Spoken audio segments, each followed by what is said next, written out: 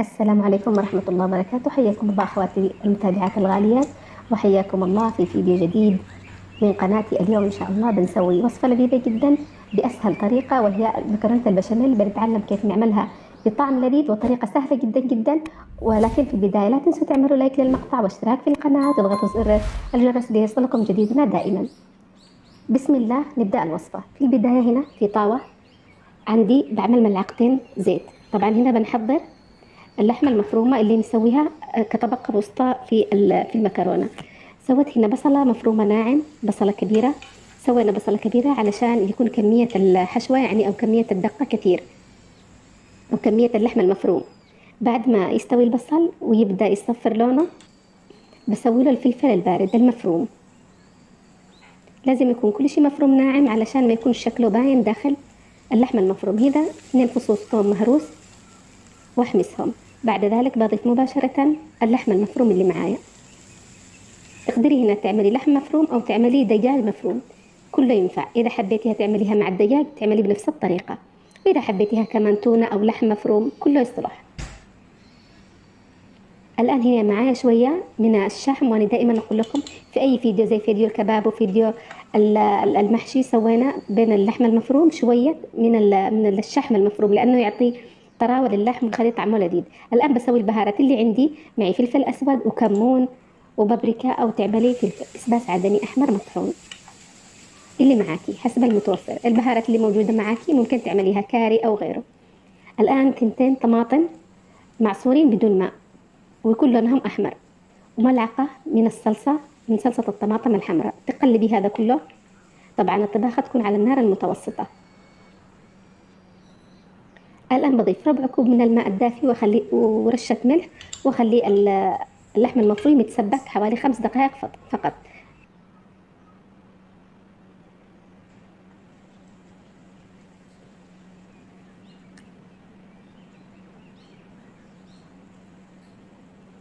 خلاص الآن استوت اللحمة المفرومة، بخليها على جنب وكمل باقي الوصفة. معي هنا كوبين من الحليب يقابله ملعقتين من الدقيق. بخلطهم مع بعض كذا بدون ما احمس الدقيق ولا شيء ولا تعب نفسي. طريقة أسهل طريقة لصناعة البشاميل وبألذ طعم. هنا معايا مكعب من مرقة ماجي، مرقة الدجاج. أخلط هذه المكونات لغاية ما يبدأ القوام يثقل زي ما أنتم شايفين. تخلي الخليط يعني مش ثقيل مرة ولا خفيف مرة، وسط. بعمل له هنا نص ملعقة من الفلفل الأسود وملعقة من الجبن. ممكن تستبدل الجبن السائل بثلاثة جبن مثلث. الجبن المثلث يطلع طعمه أحلى. معي هي نص ملعقة صغيرة من الملح. ما كثرتش الملح للبشاميل لأنني مسوية جبنة، والجبنة تجي مالحة. ممكن تضيفي نص ملعقة من الزبدة. لازم تضيفي الزبدة علشان تعطي طعم لذيذ للبشاميل. الآن بنترك البشاميل جانبا وبنسلق مع بعض المكرونة. عملت حوالي نصف القدر ماء عادي. بعدين بضيف المكرونة حسب الكمية اللي تحتاجيها وحسب حجم الصينية اللي عندك. لازم المكرونة تكون من المكرونة القصار هذه أو الدوائر. هنا معايا ملعقة صغيرة من الملح أضفته للماء وأتركها تغلي. طوال فترة الغليان لازم تحرصي إنك تقلبي المكرونة علشان ما تتلاصقش داخل الماء. أضفت هنا ملعقتين من الزيت، برضه يمنع تلاصق المكرونة. باستمرار أظل أقلب بهذا الشكل. بسلق المكرونة حتى تقترب من الاستواء، أو ممكن تعمليها نصف استواء لأنها بتكمل استواء بالفرن.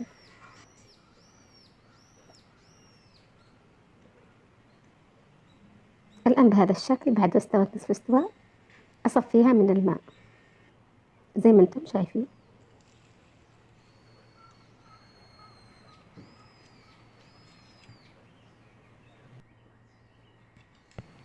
الآن صفيتها كويس من الماء. بضيف لها شوية فقط من البشاميل علشان تتماسك المكرونة مع بعضها البعض في الطبقات اللي بنسويها، وتكون داخل الفرن متماسكة ولغاية ما تخرج تظل متماسكة. بجيب الصينية اللي بعمل فيها. معي هنا صينية بايركس حق الفرن، دهنتها بشوية زبدة زي ما انتم شايفين من كل الجوانب وبالأسفل. بعمل نص كمية المكرونة في البداية بهذا الشكل، وأرتبها علشان يكون شكل الصينية مرتب وقت التقطيع. أضغط عليها بهذا الشكل. في هذه المرحلة لازم أضيف حوالي 3 ملاعق من البشاميل كطبقة فوق المكرونة، لكن أنا نسيت. الآن أنتم اعملوها يعني ملعقتين من البشاميل ادهنوا سطح المكرونة، بعدين بتضيفي الدقة أو اللحم المفروم بهذا الشكل بشكل متساوي. رتبي اللحم المفروم بهذا الشكل بشكل منظم علشان وقت التقطيع تكون الطبقات مرتبة وشكله جميل. لاحظي كيف رتبتها من الجوانب والأطراف وضغطت عليها لتعطيني الشكل المطلوب، بالذات الجوانب اللي هي أطراف الصينية لازم تكون مرتبة. الآن بعمل النصف الثاني من المكرونة.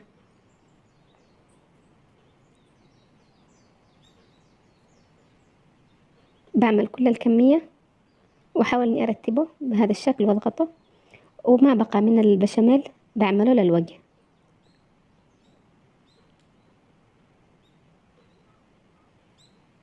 أحاول أمشي البشاميل على المكرونة بشكل كامل وأغطي الوجه تماما علشان يعطيني يكون وقت التحمير يعني يعطيني لون أحمر لوجه المكرونة.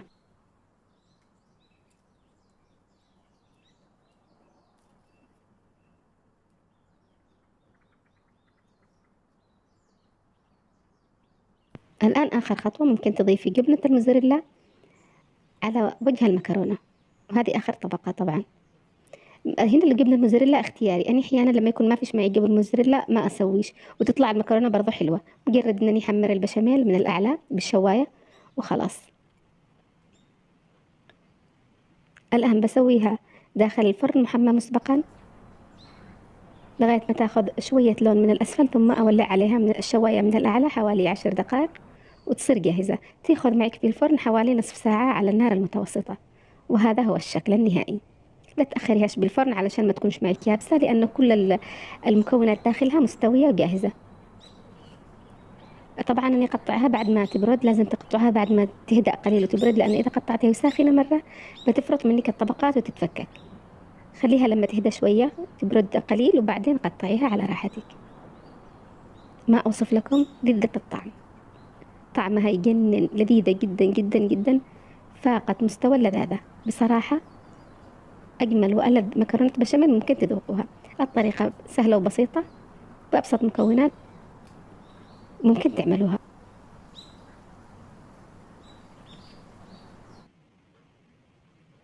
بس وهذا كان فيديو اليوم، أتمنى يكون نال رضاكم واستحسانكم، وأتمنى تعملوا لايك للفيديو، وأتمنى كذلك تدعوا لإخواننا في غزة، لا تنسوهم من الدعاء. وإلى لقاء قادم، وفي أمان الله، والسلام عليكم ورحمة الله وبركاته.